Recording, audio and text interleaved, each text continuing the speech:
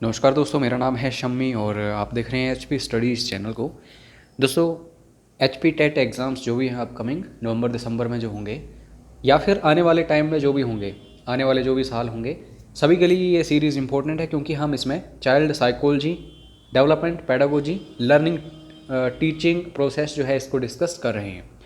तो बेसिकली ऐसे क्वेश्चंस हम डिस्कस कर रहे हैं जो एचपी बोस के द्वारा पूछे गए हैं। तो हर एग्ज़ाम के लिए इम्पोर्टेंट रहेंगे जो भी टेट से रिलेटेड एग्ज़ाम होगा, चाहे कोई भी हो। मैं यहाँ पे किसी एक स्ट्रीम की बात नहीं कर रहा हूँ, आर्ट्स की या नॉन मेडिकल की, हर एक स्ट्रीम में। तो बस इस सीरीज़ को अच्छे से फॉलो करिए। हम पिछले 10-20 सालों के सारे सीडीपी के क्वेश्चंस डिस्कस कर देंगे। बाकी कोई भी आपको डाउट, कोई क्वेरी, कोई क्वेश्चन हो, कोई परेशानी आ रही हो तो एक बार ज़रूर व्हाट्सएप कर लेना 9816401767। तो चलिए स्टार्ट करते हैं इस क्वेश्चन को। टॉपिक्स निकालते जाना, कौन कौन से टॉपिक्स इंपॉर्टेंट हैं। 20 से 30% क्वेश्चन ऐसे होंगे जो दोस्तों रिपीट होंगे, वो मैं आपको बता दूंगा। क्वेश्चन है, the creative potential can be improved by. सृजनात्मक क्षमता को डैश द्वारा सुधारा जा सकता है। तो ये प्रॉपर ट्रेनिंग जो होती है उसके द्वारा सुधारा जा सकता है, सही प्रशिक्षण के द्वारा। तो ए ऑप्शन सही है। और ये जितने भी आंसर्स डिस्कस किए जा रहे हैं ऑफिशियल आंसर की अकॉर्डिंग डिस्कस किए जा रहे हैं। कोई भी आपको डाउट लगे तो ज़रूर आप कमेंट बॉक्स में बताना। Development is the pattern of change that begins at dash and continues throughout the life. विकास परिवर्तन का एक ऐसा प्रतिरूप है जो डैश से प्रारंभ होकर जीवन पर्यंत गतिशील रहता है। तो इसको हम दोस्तों कंसेप्शन बोलते हैं, गर्भाधान बोलते हैं। तो ए ऑप्शन सही है। तो कंसेप्शन जो है वहीं से डेवलपमेंट पैटर्न जो है, जो चेंज का, ये स्टार्ट होता है और ये जब तक हम मर नहीं जाते, हमारी मृत्यु नहीं हो जाती, तब तक ये चलता रहता है। ठीक है। Withdrawal into oneself is a developmental disorder which is known as. स्वयं में सिमट जाना मतलब खुद में ही रह जाना। ठीक है। एक विकासात्मक व्याधि है जिसे क्या कहते हैं, इसको दोस्तों स्वलीनता कहते हैं। अगर मैं इंग्लिश में बात करूं तो ओटिज्म इसको बोलते हैं। तो बी ऑप्शन है। Knowledge of result is the same as. परिणाम का ज्ञान डैश के अनुरूप होता है। तो परिणाम का ज्ञान जो है ये हमेशा पुनर्बल के अनुरूप होता है, रीइंफोर्समेंट। तो B option. Operant conditioning is associated with, ये रिपीटेड क्वेश्चन है। क्रिया प्रसूत अनुबंधन डैश से संबंधित है। तो ये स्किनर से संबंधित है, इसका संबंध जो है स्किनर से है। तो यहाँ पे बी ऑप्शन सही है। A belief in the permanence of certain attributes of objects और situations in spite of superficial changes is called. दोस्तों, बाह्य परिवर्तनों के बावजूद स्थितियों तथा वस्तुओं के कुछ गुणों में स्थायित्व या अपरिवर्तनीयता का विश्वास, इसको क्या बोलते हैं, इसको संरक्षण बोलते हैं, कंजर्वेशन बोलते हैं। तो इसमें आपको पता है ये एक ऐसा बिलीफ होता है परमानेंस में, मतलब यहीं रहना है। सर्टेन एट्रीब्यूट्स, जो भी कुछ एक निश्चित एट्रीब्यूट्स हैं, ऑब्जेक्ट्स हैं जो उनके, या फिर सिचुएशन जो हैं, चाहे सुपरफिशियल चेंजेस ही क्यों ना हो, लेकिन वैसा ही सब कुछ रहता है, तो कंजर्वेशन या फिर संरक्षण उसको बोलते हैं। Piaget's stage for infancy is. पियाजे द्वारा दी गई व्यवस्थाओं में शैशवावस्था डैश है। तो ये सेंसरी मोटर है, संवेदी पेशी है। तो इसका सी ऑप्शन सही है। पियाजे से रिलेटेड बहुत सारे क्वेश्चंस बनते हैं एग्जाम में। While running which part of the brain is mainly responsible for maintaining physical balance. आप चलते हैं, कुछ लोग जो है चल नहीं पाते, अगर सपोज करिए कि वो फिजिकली हैंडीकैप्ड हैं या फिर मानसिक रूप से कमज़ोर हैं, तो उनको चलने में परेशानी होती है। तो उन्हें किस चीज़ की परेशानी होती है, उनमें क्या चीज़ जो है बैलेंस्ड नहीं है। तो ये क्वेश्चन पूछा गया है और इम्पोर्टेंट क्वेश्चन है, जनरल जो हमारी लाइफ है उससे रिलेटेड है। तो माइंड का एक पार्ट है दोस्तों सेरेबेलम, ठीक है, अनुमस्तिष्क जिसको बोलते हैं। तो ये हमें सहायता करता है चलने में। हम चल रहे हैं, कुछ लोग तो रनिंग करते हैं काफ़ी फास्ट, आपने एथलीट्स वगैरह देखे होंगे, तो उनका सेरेबेलम जो है वो काफ़ी अच्छे तरीके से काम करता है। दोस्तों हमारे जिस स्टूडेंट ने इस क्वेश्चन पेपर को सेंड किया है, हो सकता है उनका कैमरा इतना अच्छा ना हो, लेकिन मैं जो पढ़ूंगा उसको आप सुनिएगा, आपको आसानी होगी।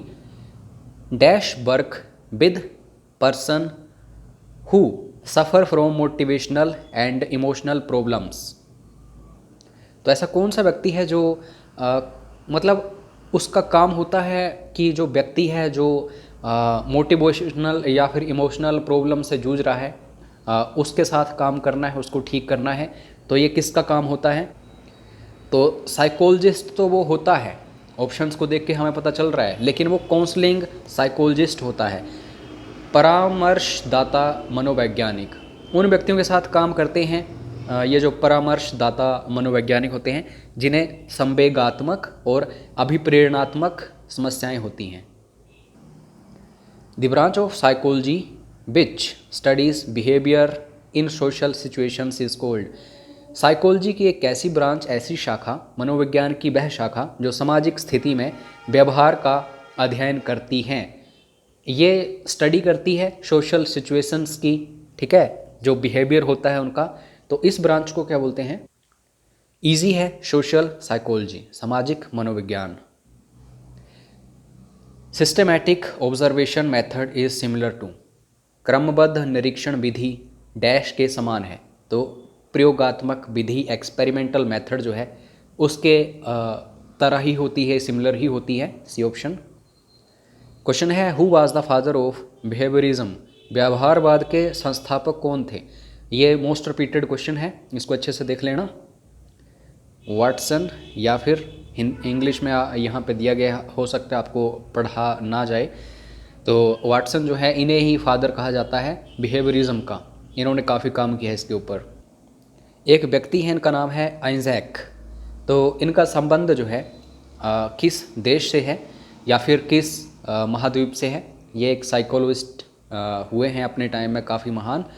तो सही आंसर जो होगा इसका, ये एक ब्रिटिश साइकोलॉजिस्ट रहे हैं, मनोवैज्ञानिक रहे हैं। तो सी ऑप्शन सही है। क्वेश्चन है creative people tend to think in a dash manner.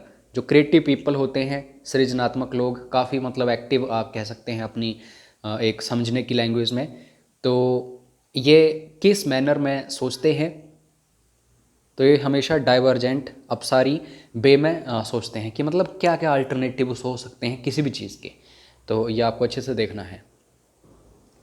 Dash similarity is an important determinant of liking. तो हिंदी में देखो यहाँ पे क्लियर है, डैश की समानता पसंद का एक महत्वपूर्ण निर्धारक है। तो कौन सी सिमिलैरिटी है ये एटीट्यूड सिमिलैरिटी है। ये इम्पोर्टेंट होता है, इम्पोर्टेंट डिटर्मिनेंट है लाइकिंग का, ठीक है, एटीट्यूड। हॉवर्ड गार्डनर की थ्योरी जो है इंटेलिजेंस की, इसको किस नाम से जाना जाता है? इसको थ्योरी ऑफ मल्टीपल इंटेलिजेंस के नाम से जाना जाता है। मोस्ट इंपॉर्टेंट क्वेश्चन है। In Pavlov's classical conditioning experiment food is a. Pavlov द्वारा प्राचीन अनुबंध के प्रयोग में भोजन एक प्रकार का क्या है?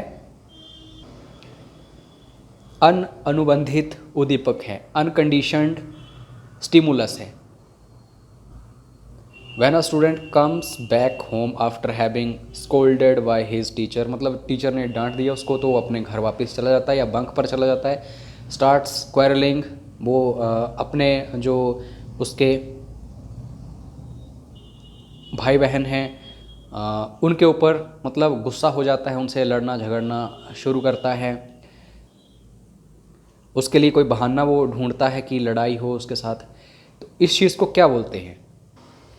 इसको बोलते हैं विस्थापन या फिर डिस्प्लेसमेंट।